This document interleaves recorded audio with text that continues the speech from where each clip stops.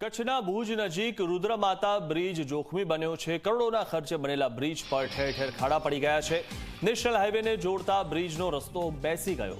Bridge પરથી પસાર થતા વાહન ચાલકો પરેશાન થઈ રહ્યા છે। બ્રિજની કામગીરી સામે અનેક સવાલ ઉઠ્યા છે। તાત્કાલિક ધોરણે બ્રિજનું સમારકામ થાય તેવી માંગ થઈ રહી છે અને આ બ્રિજ બાબતે પણ હવે અહેવાલ દર્શાવવામાં આવી રહ્યા છે। ત્યારે વહેલી તકે સરકાર અહીંયા કામ પૂર્ણ કરે અને બ્રિજને મજબૂત બનાવે તેવી લોકો માંગ કરી રહ્યા છે, કારણ કે થોડાક દિવસો પહેલા જ જે બ્રિજ પડ્યો હતો તેનો પણ અહેવાલ પ્રસિદ્ધ થયો હતો, પરંતુ દુર્લક્ષ્ય થયું અને તેમાં કેટલાય લોકો મોતને ભેટ્યા। ત્યારે બ્રિજની કામગીરી સામે સવાલ ઉઠી રહ્યા છે અને જે રીતે આ બ્રિજ થોડાક સમયમાં જ ખખડધજ થઈ ગયો છે, વાહન ચાલકોને પણ હેરાનગતિ થઈ રહી છે। ત્યારે વાહન ચાલકોની એટલી જ માગણી છે કે આ બ્રિજનું સમારકામ વહેલી તકે કરવામાં આવે, જેના કારણે કોઈને પણ મુશ્કેલી ન થાય અને આ બ્રિજ આગળ ઘણા વર્ષો સુધી ટકેલો રહે।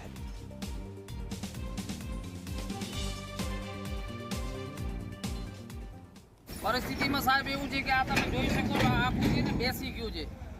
આમાં બાઇકવાળું કે ફોર વ્હીલ કે સ્પીડમાં થોડીક આવે ને સીધો જમ્પ આવે છે અને નીચે પેચવર્ક છે ને એ તૂટી ગયા છે। એ લોકો થીગડ થાગડ કરીને હમણાં રિપેર કરી ગયા છે, પણ થીગડ થાગડથી આવા પુલિયાઓ રિપેર થાય નહીં। તો અમારી સરકારશ્રીને ખાસ નમ્ર એવી વિનંતી છે કે આપણા જે નાણાં ફાળવ્યા છે બહુ સારી વાત છે, એનો સદુપયોગ થાય અને એજન્સીની જવાબદારી સોંપે, એ અમારી ખાસ માંગણી છે। ભુજની નજીકમાં જે રુદ્રમાતા જે પુલ આવેલો છે, આ પુલ કરોડોના ખર્ચે અહીં તૈયાર થયેલો છે। આ પુલની સામે શરૂઆતની અંદર જ એના જે કામની અંદર જે ભ્રષ્ટાચાર થયેલો છે એની ઉહાપો પર થયેલો હતો, પરંતુ હાલને તબક્કે જોવામાં આવે તો આ પુલની અંદર ખાડા પડી ગયેલા છે, પુલ નીચે બેસી ગયો છે, તેનું પેચવર્ક પણ નબળું થયું છે અને વાહન ચાલકોને અહીં જાનના જોખમે અહીંથી પસાર થવું પડે છે।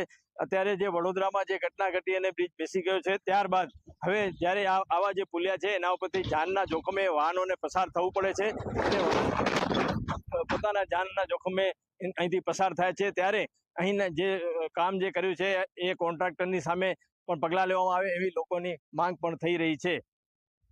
રાજેન્દ્ર ઠક્કર, જી મીડિયા, કચ્છ।